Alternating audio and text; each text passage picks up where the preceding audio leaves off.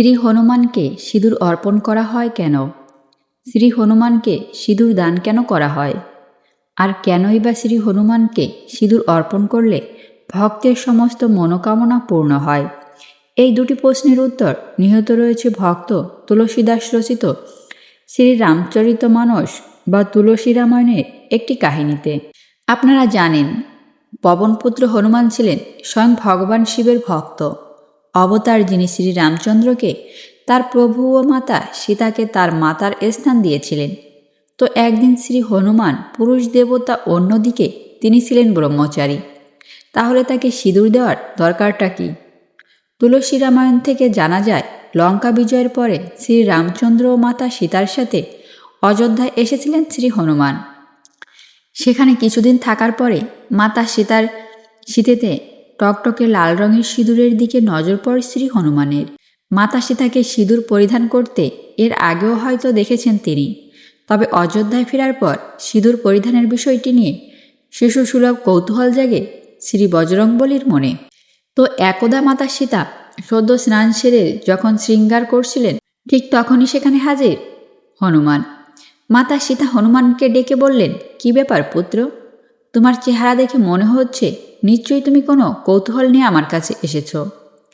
শ্রী হনুমান বলেন, ঠিকই ধরেছেন মাতা, আমি সম্প্রতি লক্ষ্য করেছি আপনি আপনার কপালে ও শীতেতে লাল রঙের কোনো এক বস্তুর প্রলেপ প্রদান করেন। অনুগ্রহ করে এই লাল পদার্থের প্রলেপের মহিমা আমাকে বর্ণনা করুন। উত্তরে মাতা সীতা মৃদু হেসে বলেন, তুমি নিতান্তই ছেলে মানুষ হনুমান, তাই এই অতি সাধারণ বিষয়টিও তুমি আমার কাছে জিজ্ঞাসা করছো।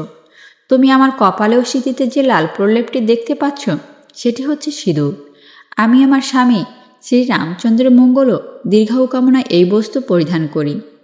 মাতা সীতার কথা শুনে এক অদ্ভুত পরিতৃপ্তিতে ভরে গেল শ্রী হনুমানের চোখ মুখ।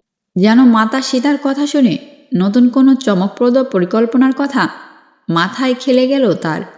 তবে মাতা সীতা শ্রী হনুমানের পরিকল্পনার কথা গুণাক্ষরেও বুঝতে পারলেন না। যাই হোক, পরদিন সকালে ভরা রাজসভায় মন্ত্রিপরিষদ নিয়ে রাজকার্য পরিচালনা শুরু করলেন শ্রী রামচন্দ্র। অত্যন্ত ব্যস্ততম সেই সভায় হঠাৎ করেই শুরু হলো হাসির রোল। দেখা গেল শ্রী হনুমান তার সারা শরীরে সিঁদুর মেখে টকটকে লাল বর্ণ ধারণ করে হাজির হয়েছেন অযোধ্যার রাজসভায়। শ্রী হনুমানের এই শিশুসুলভ কার্যকলাপ দেখে মনে মনে পুলকিত হলেন স্বয়ং শ্রী রামচন্দ্র। তিনি নিজেকে সংবরণ করে মৃদু স্বরে শ্রী হনুমানকে জিজ্ঞাসা করলেন, হে মিত্র, তোমার সারা শরীর লাল হলো কিভাবে? উত্তরে শ্রী হনুমান যা বললেন তাতে হাস্যরত সভাসদদের হাসি থেমে গিয়ে জল চলে এলো সকলের চোখে। হনুমান বললেন, প্রভু, আমি গতকাল মাতা সীতাকে এই সিঁদুর তার কপালে ও শীতিতে পরিধান করতে দেখেছি। মাতা সীতা আমাকে বলেছেন যে তিনি আপনার মঙ্গল ও দীর্ঘায়ু কামনার জন্য এই রঞ্জক পরিধান করেন। প্রভু, আমিও মাতা সীতার মতো আপনার মঙ্গল চাই, তবে আমি আপনার দীর্ঘায়ু চাই না।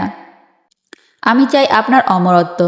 তাই আমি আমার সারা শরীরে এই সিঁদুর দ্বারা রঞ্জিত করেছি। শ্রী হনুমানের এই শিশুসুলভ ছেলে মানুষই দেখে চোখে জল চলে এলো জগতের প্রতিপালকেরও। তিনি সিংহাসন থেকে নেমে এসে বুকে জড়িয়ে ধরলেন শ্রী হনুমানকে। এরপরে বললেন, হে মিত্র, তোমার এই ভালোবাসাই আমাকে অমর করে রাখবে।